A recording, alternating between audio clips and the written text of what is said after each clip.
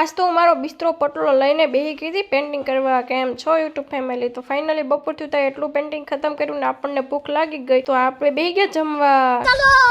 અને પછી જો બપોર પછી આ બધા બહાર શેરીમાં બેઠા હતા તો મામીએ કીધું લ્યો હું બધાને પુણ્યનું કામ કરું, સા પાઈ દઉં. પછી આપણે લખવાનું કામ લઈને બહાર આવી ગયા હતા તો મારા યશુબેન કે કાકી તમને લખતા નથી આવડતું, હું તમને શીખવાડું, એમ લખો. મામી કે મેં બધાને સા પાઈ, તને નથી ભાવતી એટલે તારી હાટું મુખવાસ લાવી લેખા. આ બેન કે દૂરબીનથી આખી દુનિયા દેખાય, આજે હું ચેક કરું દેખાય કે નહીં. પછી તમને ખબર છે રખડવાના આપણે અરગ પદુડા થઈ એટલે યશુબેન ને મૂકા સાયકલમાં ને હાથમાં લઈ લીધી આપણે ઠેલી અને હાલો આપણે બધા રખડવા નીકળી જઈ. હાસું કહું ક્યાંય રખડવા નહોતા જતા, ભાભીને ડાયમંડની હાડી દેવાની હતી તો ઈ દેવા આવ્યા પણ ત્યાં તો એ નાઈટમાં ડખો થઈ ગયો જમીનના ભાગલાની. બાકાજી કી બોલતી હતી આ ભાઈ કે નાઈટમાં ડખો ન કરાય. ત્યાં તો આ ભાઈ કે હાલો ઘર ભેગા થઈ જાવી નકર આપણને ઝપટમાં લઈ લે હે. તો અમારે યશુબેન કે મને ન કહેવાય, હું તો બંદૂક લઈને જાત. પછી અહીંયા અમારે હાલતી હતી ફેંકીની તૈયારી. ભાભીએ લોટ બાંધી દીધો, પછી તો રોટલી ટીકી ને સ્લાડ ને બધું તૈયાર હતું. પછી તો સપટી મારીને મેં તો જાદુ કરી નાખ્યું ને ફેંકી બની ગઈ ને યશુબેન બેઠા હતા વશ્ય ખાવા. અને તમને ફેંકી ભાવે કે નહીં મને કોમેન્ટ કરજો ને. આજનો વ્લોગ ગમ્યો હોય તો લાઈક શેર કોમેન્ટ સબસ્ક્રાઇબ.